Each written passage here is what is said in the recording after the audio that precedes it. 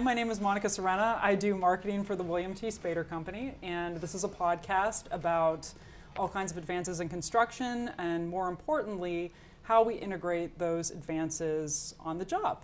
I have with me today Charles Morgan, and he's the point coordinator for the VDC department, and this is Frankie Davis Jr., and he is our VDC coordinator. Today's topic is about 3D scanning. It's been around for a while. A lot of companies have adopted this, but at the same time it's still considered kind of new, kind of techie, so we're going to be talking about it today. And there's been a whole bunch of different advances. So Charles, why don't you tell me a little bit about what 3D scanning is and what we do with it? Okay, so 3D scanning is, we go out and we'll take our machines here, you see the Faro behind us here, and what it does is essentially go out and take millions of measurements on the site there. And we take those measurements back, it puts them into what's called a point cloud, and process it, and we get it usable formats for AutoCAD and those software suites. And we use them to either do pre-construction, bidding, as-built at the end of projects, also to verification throughout the build process there.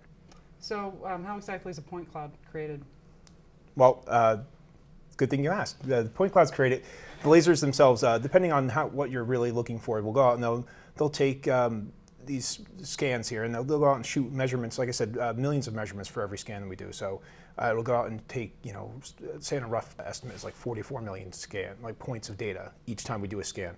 And then what it does is put like a point in a 3D space in relative relation to the scanner itself. And then when you get a bunch of these, you go to different locations to kind of get like a full 3D map of what's going on there. And you'll take those and you'll line those points up, because obviously there's shared geometry between each scan. You have walls, you have pipe work, you have whatever, and it all lines up, and it gives us a complete 3D picture of what's going on in that area. And it helps obviously with construction, and especially in areas where it's not new construction, where it's existing things such as like industrial sites and everything like that. So, okay, you take 3D points, you take scans from a whole bunch of different places in the job area. How do you line everything up? There are a number of different software suites out there. Faro, again, is what we use here. They have their own proprietary software, which is Scene software that does that. And then Autodesk offers what's called Recap, which is kind of, it's a powerful tool, but it's more basic in terms of the things you can dig into. But essentially what it does, again, you go through and you'll take your multiple scans from all the different locations you've done on site there, and you'll find shared points. And the software does a lot of the heavy lifting for you, but there'll be times where you need to go through and find similar geometry or similar points of data and line them up. Back in the day, they used to actually just take them and manually align them. They would find the similar points and just turn them individually, rotate them in the program, and line them up in order to get them to sync together to create that big picture there. Like I said, the software nowadays has come a really long way. Have you guys had to do it manually yourself? Oh yeah, absolutely. It's not the easiest thing, because again, you're looking at millions of points of data, and you're trying to find similar patterns and similar geometry, similar surfaces, everything like that. And then you're lining up the point pattern and making sure that they kind of fit with each other. Like, okay, that fits there, and let's look over here now. Okay, we need to rotate this just a little bit to fit that there. And okay, we come back over this way, and we just turn it a little bit more to fit it that way. And it was basically like a puzzle. You're just turning those pieces till they lock into each other. Oh my God, that sounds incredibly tedious. It was. When did we start using this? I think roughly 6-7 years ago. I think maybe the first scanner we got here, that would be the Faro 3D, Focus 3D S120 we have here behind us here. That's one of their older models. It still functions excellent. It's still a very good solid piece of hardware. And then obviously we have the newer one over here, which is the Faro Focus S350. We got that one roughly 2-3 years ago, I think, at this time. Okay, have you noticed a big difference between like the new one and the old one? Speed, for sure. The newer one obviously gets newer firmware updates. Every time they're improving that, and has little tricks that you can't do necessarily with the older scanners. You can do targeted point scanning, which is where you go out and just take a cursory scan of the area at a low resolution, not anything that's really usable or measurable, and then you can tell it to pinpoint certain areas that you want to focus and put high density points on there, so high density scanning. Right, I remember that the other day you were showing me one of the scans that you did. And that might have been at Welsh's. The Welsh's one? Yeah, and like the whole scan area was very basic, but then those particular points were super high def. There are a whole bunch of uses for this.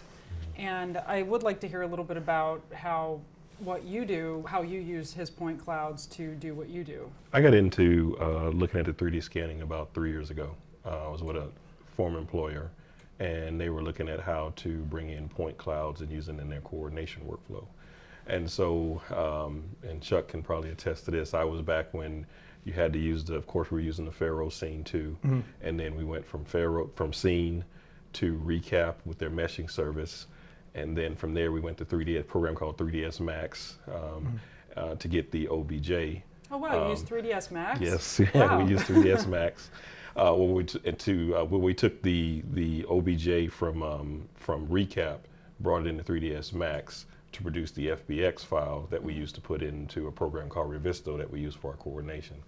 Now things have gotten much simpler. You can produce an RCP to go into Revit or AutoCAD, and then you can take that RCP and also put it into Revisto, or you can take Scene's native, I forget the extension. LSPROJ. Yeah, and export that directly into Revisto for your coordination during your project. So it's come a long way as far as ease of use on how to take the point cloud from one platform to another. And when you get it into your like Revit, what do you do? So we don't have to wait for an architect necessarily to give us a background, so to speak, of the facility. We can go in, we know where the walls are at, we know where the floors are at, we know where windows are at, we know where corridors are at, we know where different spaces out are in the facility. So we can go in and take our scope of work and begin to model that infrastructure. And then once we finish our part of the project, we can then export that into a coordination program, Revisto, Navisworks, what have you, and then coordinate with the other trades. The goal is everybody's using the same information to perform their scope of work, and it's just a matter of then coordinating with the other trades, you know, steel, structural, architectural, electrical, and mechanical and plumbing. And I think you mentioned a meshing service, like Autodesk used to mesh the point clouds. What does that mean? I'll let Chuck. Oh, great. Now my experience hasn't been as great as, say, Frankie's experience with this, but the idea was that they would take the point clouds and they would build it into an OBJ file. That's the kind of files that you use, they're modeling files essentially, 3D Studio Max and such. So it essentially builds a solid object, just like anything else. You know, and you can place that object. You can use it as you know, as built, so you can use it as a family in Revit or some such, I suppose, right? The idea is that you would take it and it would make a smooth object without any holes in it or anything. That if you've seen a point cloud, and I'm sure you'll show some point clouds here, they look like dots in space because they're literally points of measurement that it takes, and it kind of makes that 3D picture for you. You know, you see that, but you see gaps where there's obviously space, and then when they do that meshing service, they take that and they kind of, you know, turn that into something like more physical looking, like an object there, an OBJ file, and something you can just kind of plop in anywhere. And did you find that useful? Absolutely. I mean, I suspect Frankie with the Revisto, and back when Revisto didn't have the easier workflow of getting point clouds in there, it was a very big thing to get it in there and have something like solid looking. And I've seen some of the point clouds that Frankie had worked on or worked with in the past, and they're pretty impressive, just the amount of detail that you get from the meshing software or the meshing that Autodesk had offered before in the past. Right. And also from a marketing perspective, not everybody's going to understand what a point cloud is, whereas that mesh is more familiar with somebody would like to see in a building. When you walk into a room, it's going to have solid walls, solid floors, solid ceilings. Right. The detail of any equipment that you might have, it's going to be a lot more readily understandable, and the person's able to interpret what it is that they're looking at. Yeah, and the point cloud kind of looked like a staticky TV a little bit. Yeah, you definitely got to get that a little bit. And then like you said, I mean, there's the expectation of what certain things are going to look like to a layperson. They're going to look at something and go, oh, that's neat. Or, you know, you look at a point cloud and go, oh, it's like a pointillism. Yeah, you know, it's Seurat over here giving me something to look at versus like, oh, there's something solid my brain can wrap around. This is a solid object. This is a table. This is, you know, versus it's a bunch of points there. Right. But you showed me some pretty impressive point clouds. Very basic ones from the quick scans, but then the ones that took a long time, that were full color, that actually did look solid for the most part. Yep, and that, again, with those scans I showed you, we had scanned a hospital environmental room, so that's like a boiler room, a chiller room, and you know, waste facility, and mechanical rooms and such like that. It was a huge scan. It was like a big project. It was, I think, almost like 2 weeks of scanning. It was like somewhere around 200, 300 scans, like high quality scans that we were in there doing. And it took quite a bit of time to process because obviously the more scans, more information you have, there more time to process. And we did full color as well. And when you do full color, it adds time to the overall scan as well. You know, you're taking hundreds of photos in some cases to just pick up color information from the room to colorize those point clouds. And that helps too, you know, for a person who who hasn't worked with point clouds to understand what they're looking at when they see a point cloud. Because when sometimes you see a point cloud and you see all those dots everywhere, it's just like, I'm having trouble picking out what I'm relevant, seeing here. yeah. Have you ever seen bad scans? I've seen bad scans. I mean, I've seen bad scans that I've done. I've seen bad scans that other people have done. You know, sometimes people come to us and, hey, we want you to, you know, take a look at these scans we got. We're just not getting the information we need out of it. Can you tell me what's wrong? And you look in there and they've got double, because the scan wasn't lined up properly. They have double flooring, double sets of walls. Things are offset wrong. So now you can't trust the measurements in that entire area because nothing's you can't be sure that everything's lined up properly. And that goes back to the software side of things, or goes back to the person actually doing the processing, the post-processing of the raw point data, to make sure it's on them to ensure that everything is lined up correctly and everything's within certain what your expected tolerances, you know, deviation tolerances are there. Well, how can someone mess up a scan? They don't pay attention. But I mean, also, if you're out there, there's some best practices for scanning when you're actually on site doing these kind of things to make sure that you're getting all the information that you're getting, and when you hand it off to the software to process, that it can process smoothly, as far as, you know, making sure you have enough overlap, making sure you use targeting targets. You can use targets in field like they're spherical or just wall targets like a hex checkerboard patterns.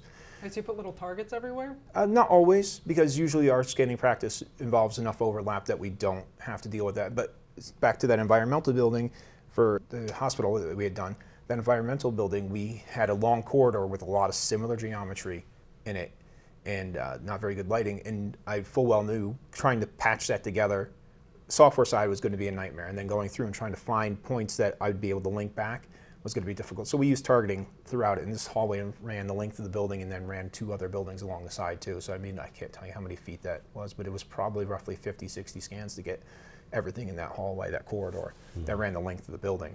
I guess another question I have is, what can mess up a scan? Like, how does it deal with reflections, or if somebody walks into a scan? Or So when somebody walks into a scan, since they're not a permanent object there, Right. The scanner will take a measurement of them. But we do quality checks as well, and the quality checks will tell it, you know, these might be junk points, ditch them. Or when we go through there, you'll see somebody who looks like a ghost walking through, like a point cloud ghost, obviously, just walking through, and they're just a trail of points. Up till very recently, because Scene started employing that kind of software technology a little bit better recently, where it can go through and search through scans and try to find points that don't exist throughout your scan consistently, and then clear them out. Yep. Before we would just go through and go, okay, I know there's a person here in this scan, they don't belong there. You just clip them out and throw them away, those points away. And as far as like reflective surfaces, that's a big deal with it because it is a laser. It's, you know, light-based. If it hits a reflective surface, it's going to scatter the laser, and it'll throw points, and you'll get a lot of junk data there. But you can still kind of make it out. We do some things to kind of counteract that. You can bring something to dull the surface, or you can do it at, you know, certain times of day or whatever like that to help that. And then obviously water or windows, it doesn't, because it's throwing the light as it goes through it, it'll end up creating these black pits of just nothing. Just weird points that are just black pits. I mean, an obvious question, how does this save money? This must save a lot of money because it must save a lot of time. Oh, absolutely. We use this a lot in industrial situations, and anything we can do that's not on an industrial site is a benefit for us because clearances and time and everything like that. So if we can prefabricate pipe and just have them go out to an industrial site and just bolt it up versus going out there and like cutting and welding and turning everything around, you know, you need hot work, you have laborers on site doing all this work. It just saves a huge amount of time there. So we can just take that out, take a pipe out there, runs, you know, whatever, 20, 30 feet, and just ratchet it closed, and it's there, it's on. And industrial sites are very busy with pipe work, especially just obsolete pipes that just aren't, you know, stuff that isn't functioning anymore. They don't ever tear it down, because to tear it down means you have to stop production. They just leave it, and then we just build around it.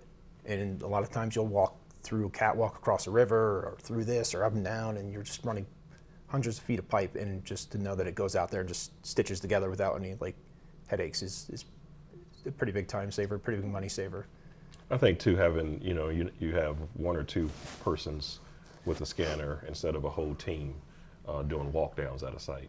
And not only the expense of travel, the expense of food, and then the time, the hours spent on the project, just having 1 or 2 people with a scanner to go down and take a scan of a facility and come back and bring that information and disseminate all of that to the whole team is definitely a cost savings too. Yeah, especially going out, measuring, and then taking back that information and then trying to build something off of that. Yes, Draw exactly. something off of that. Yeah, I can definitely see that. So the last thing I want to ask is, okay, we've been using the Faro. Obviously, Spaeder's a fan of Faro. Yes. But So am I.